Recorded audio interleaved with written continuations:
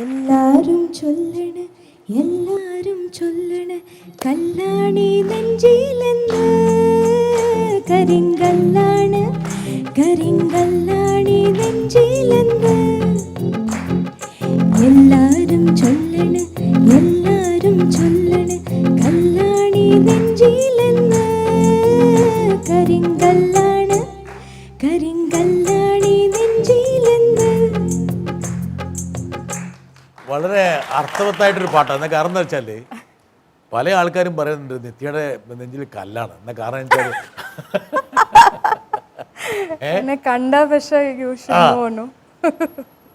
ജാടയുള്ള പെണ്ണാണ്, ധിക്കാരിയാണ്, ധാർഷ്ട്യക്കാരിയാണ് എന്നൊക്കെ ഇടയ്ക്കിടയ്ക്ക് ചില കിംവദന്തികൾ അവിടെ ഇവിടെയൊക്കെ ഇറങ്ങി വരുന്നില്ലേ?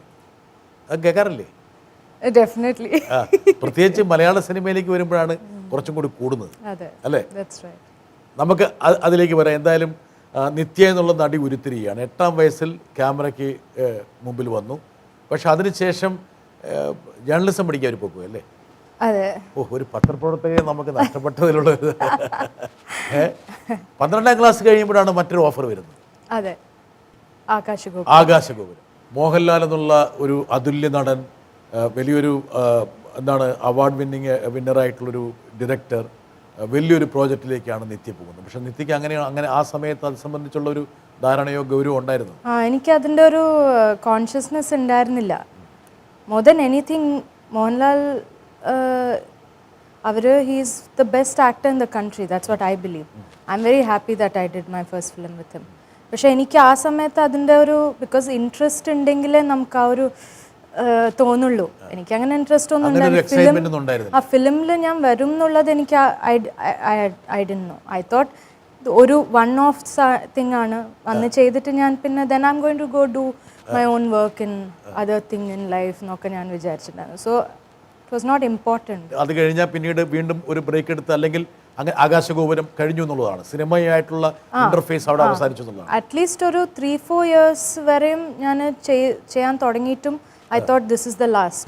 ഇത് ലാസ്റ്റ് ആയിരിക്കും, ഇത് കഴിഞ്ഞിട്ട് ഇനി ഞാൻ ചെയ്യാൻ പോകുന്നില്ല. I M going to do something else. എന്താ നിത്യ ഈ ജേർണലിസം പഠിക്കാൻ നിത്യ പ്രേരിപ്പിച്ച കാര്യം? ഐ തിങ്ക് ലൈക്ക് ഓരോന്നും ആ സമയത്ത് ഭയങ്കര ഐഡിയലിസ്റ്റിക് ആണ്, യങ് ആണ്. അപ്പോൾ ഐ തോട്ട് I should കുറേ കാര്യങ്ങൾ പിടിച്ചു കുലുക്കാൻ പറ്റും.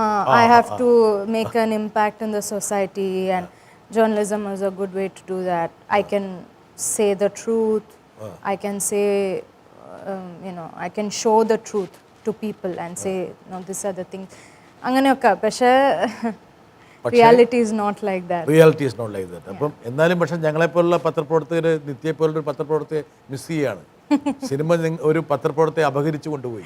ആക്ച്വലി ബിഗിനിങ്ങിൽ കുറേ directors use to call home. അപ്പോൾ അമ്മ പറയായിരുന്നു ഇല്ല അവൾ ചെയ്യുന്നില്ല, അവൾക്ക് ഇൻട്രസ്റ്റ് ഇല്ല, അവൾ പഠിക്കാൻ പോവാണെന്നൊക്കെ പറയായിരുന്നു. അപ്പോൾ they use to say, I remember some very very good directors, they use to say അങ്ങനെ വിടണ്ട because she has to be in films. അവളെ don't let her do anything else. She has to be in films. She's talented. She has to be here. We will miss her if she's not here. So I think adu njan kore kettittunde in the beginning of my career, that no, you cannot leave. Parents ne സിനിമയിലേക്ക് നിത്യ വിടുന്നതിൽ reservation ഉണ്ടായിരുന്നില്ലേ? Neutral reservation ഇല്ല. പക്ഷെ അങ്ങനെ വലിയ opposition ഒന്നും ഇല്ല. But അങ്ങനെ ഇഷ്ടമൊന്നും അല്ല. ഇന്നത്തെ കാലത്ത് ഒരു പെൺകുട്ടിയെ സിനിമയെ കൊണ്ടുവന്ന് ഒരു വലിയൊരു പദവിയിലേക്ക് എത്തിക്കാനൊക്കെ പാരന്റ്സ് ഭയങ്കരമായിട്ട് കോറിയോഗ്രാഫി, അതിനുവേണ്ടിയുള്ള നെറ്റ്വർക്കിംഗ്, PR ഒക്കെ. പക്ഷേ നിത്യയുടെ കാര്യത്തിൽ അങ്ങനെ ആയിരുന്നില്ല. My life was never like that. അവർ വേണമെങ്കിൽ അല്പം റിലക്റ്റന്റ് ആയിരിക്കും അല്ലേ? പക്ഷെ സൈലന്റ്ലി റിലക്റ്റന്റ്. അങ്ങനെ വലുതായിട്ട് അങ്ങനെ ഒപ്പോസ് ഒന്നും ചെയ്യില്ല. അങ്ങനെ ഭയങ്കര like they are not very stonish അങ്ങനെ അല്ല. പക്ഷെ I know they are not very, അവർക്ക് ദേ വുഡ് ഹാവ് പ്രിഫേർഡ് ഞാനൊരു ഇനിയും കുറച്ചും കൂടി ഒരു നോർമൽ സാധനം ചെയ്തിട്ടുണ്ടെങ്കിൽ, ഒരു പ്രൊഫഷണൽ ആയിട്ട് ആകട്ടെ എന്നുള്ളതായിരുന്നു. They would have preferred it.